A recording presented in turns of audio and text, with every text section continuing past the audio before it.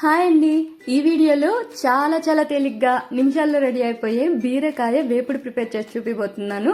ఇది నార్మల్గా అన్నం పప్పు చారు లాంటి వాటిలోకి సైడ్లో అలా నంచుకుని తినడానికే కాదండి, అసలు మెయిన్గా రైస్లోకే కలుపుకుని తినేయచ్చు అనమాట. అంత బాగుంటుంది. ప్రిపరేషన్ ప్రాసెస్ కూడా సింపుల్ అంటే సింపుల్.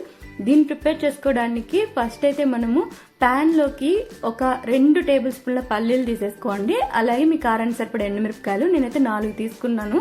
వీటిని మీడియం ఫ్లేమ్లో పెట్టుకుని చక్కగా పల్లీల్ని బాగా ఫ్రై అవ్వనివ్వండి.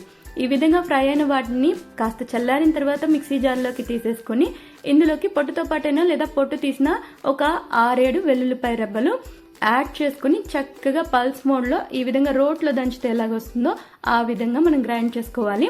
మెత్తగా అవ్వనవసరం లేదు, జస్ట్ మనకు అక్కడక్కడ పల్లీలు ఈ విధంగా మెదిగినట్టుంటే బాగుంటుంది. నార్మల్గా పల్లీలు కారం చేసుకుంటాం కదా, అదే విధంగా గ్రైండ్ చేసి పెట్టేసుకోండి. ఇప్పుడు ప్యాన్లోకి 1.5 టేబుల్ స్పూన్ ఆయిల్ తీసేసుకుని అందులోకి 1 టేబుల్ స్పూన్ పోపు దినుసులు, ఉద్దిపప్పు, ఆవాలు, శనగపప్పు కలిపి తీసుకోండి. అలాగే 1/2 టేబుల్ స్పూన్ జీలకర్ర, 1-2 రెమ్మల కరివేపాకు ఇవి యాడ్ చేసి చక్కగా వీటన్నిటిని ఫ్రై అవ్వనివ్వాలి. బాగా ఫ్రై అయిపోయిన తర్వాత ఇప్పుడు ఫ్రై అయిన తర్వాత ఇందులోకి ఒక చిన్న ఉల్లిపాయని సన్నగా పొడవాటి ముక్కలుగా కట్ చేసి యాడ్ చేసేసుకొని అన్నిటినీ ఫ్రై చేసేసుకోండి. ఇలా కాస్త ఫ్రై అయిన తర్వాత ఇందులోకి బీరకాయ అయితే యాడ్ చేసుకోవాలండి. వీలైనంత వరకు ఇలా వేపుడు చేసుకునేటప్పుడు లేత బీరకాయలు తీసుకోండి, చాలా బాగుంటాయి అన్నమాట కమ్మగా తినేటప్పుడు. సో ఈ లేత బీరకాయల పైన చెక్కు తీసేసి వాటిని చిన్న ముక్కలుగా కట్ చేసి వేసేసుకున్న తర్వాత రుచికి సరిపడా ఉప్పు, 1/2 టీ స్పూన్ అంతా పసుపు యాడ్ చేసుకొని మొత్తం బాగా కలిసేలాగా మనము ఫ్రై చేసుకోవాలి. ఈ విధంగా కలిపేసిన తర్వాత మూత పెట్టి 2 నిమిషాలు మధ్యలో ఓపెన్ చేసి కలుపుకుంటూ ఉడికించుకోండి. కొన్ని బీరకాయలు అయితే వాటర్ వదులుతాయి, కొన్ని అయితే ఇలా నార్మల్గా పొడిగానే ఉంటాయి.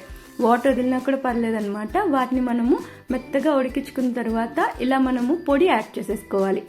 ఈ పల్లీల పొడి వేసేసిన తర్వాత కాస్త కొత్తిమీర యాడ్ చేసుకోండి. కంప్లీట్గా ఆప్షనల్, వద్దనుకుంటే స్కిప్ చేసేయచ్చు. ఒకసారి కలిపేసి మొత్తం బాగా మిక్స్ అయిన తర్వాత మూత పెట్టి మరో 1 నిమిషం ఉడికించుకోవాలి.